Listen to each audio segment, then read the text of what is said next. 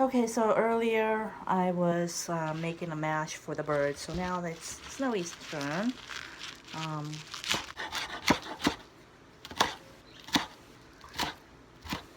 so now she's obviously not on all veggie diet. I have some kale that has a little bit of carrots, a little bit of, let me get some bell peppers in there. So there's some bell peppers I'm chopping up in here. So just take the seeds out. And then, so I'm kind of putting that, and then there's Brussels sprouts. She loves Brussels sprouts. I'm not, and you can chop them up. I'll chop one up, but she likes to eat them kind of whole. But dogs can't really digest veggies too much, so I'll let her kind of chomp on that. So I got that. Put it in her bowl. Okay. Toss these in there. So about that much, about a handful of blueberries. Not too much. I'm also tossing the rest of the oatmeal that I had kind of set aside for the birds. And her main meal is obviously the boned-in meat.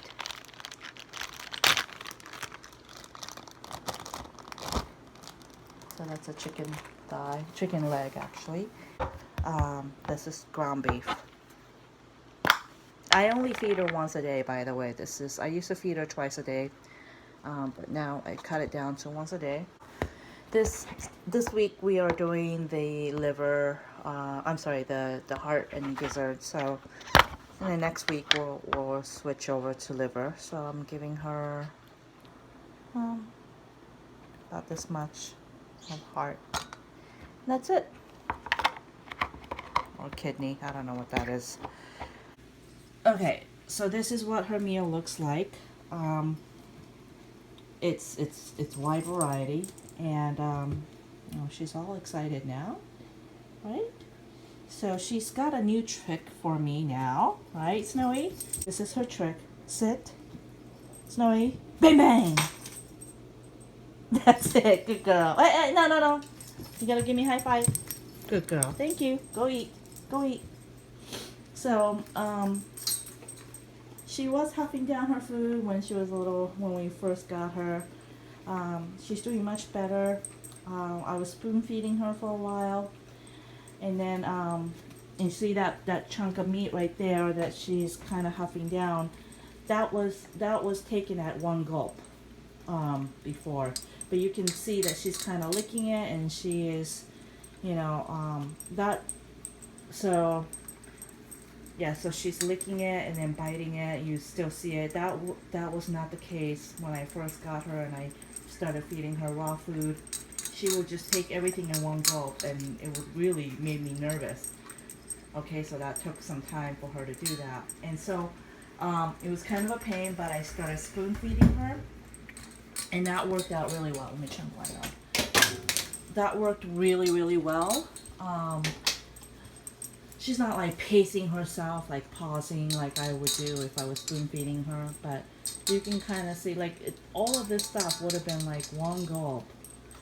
And then of course she can't do that with the chicken because there's bones in it. She has to really work at it, but she does really, really well. So I give her coconut oil. I haven't given her coconut oil in a while, so I'll probably need to do that later this afternoon. I give that to her as a treat, so she gets plenty of that.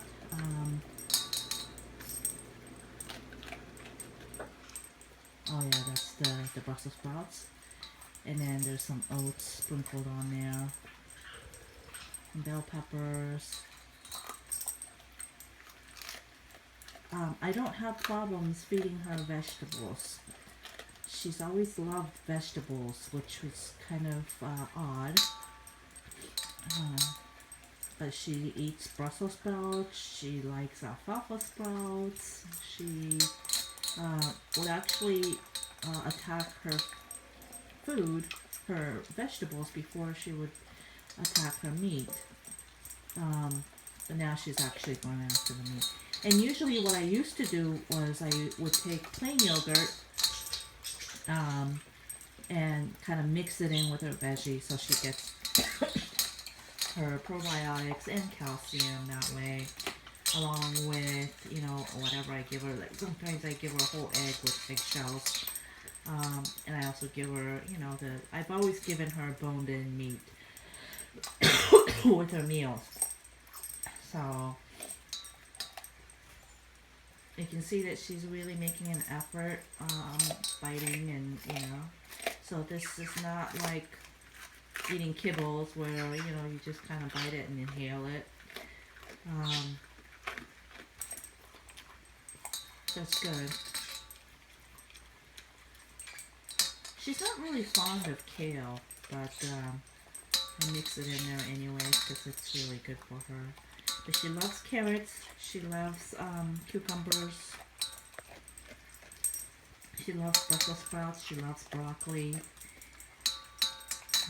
I don't think I have broccoli in there today, but usually when I have Brussels sprouts, I don't give her broccoli because they're kind of similar in texture. Anyhow.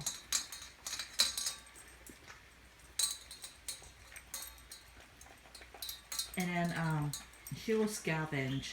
So whatever the birds didn't eat, usually I leave their food out there pretty good amount of the day, like half a day or maybe the whole day. If I'm working from home, I'll leave it out there, and then I can take it away. But when I'm not working from home, you know, I'll have to kind of put the rest in their cages, and then it stays in their cage. But at the end of the day, if there are some leftovers, and if there's no grapefruit in a mixture, or say if I give them grapes. So grapes and grapefruits are toxic for your dog, so you can never feed them that. So I try not to feed my birds what I can't feed my dog.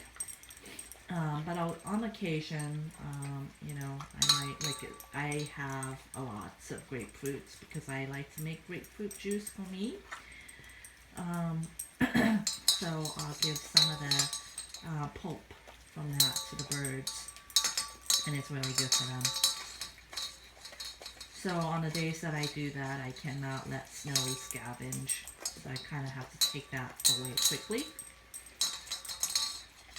And I cannot, like, she'll beg me to let me lick their tray and stuff like that, but I have to tell her no. I have to tell her no. Yeah. She's doing really, really well. Very healthy.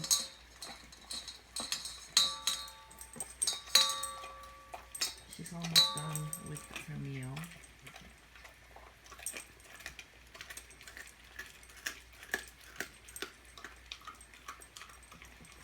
Yesterday I gave her chicken thighs. So today I'm giving her chicken leg. But every day she's also been eating meat mixture, which actually it's not a meat mixture, it's just beef, ground beef. I don't mix vegetables and eggs and stuff like that in the ground beef anymore. I stopped doing that since I like to give fresh meat with it. So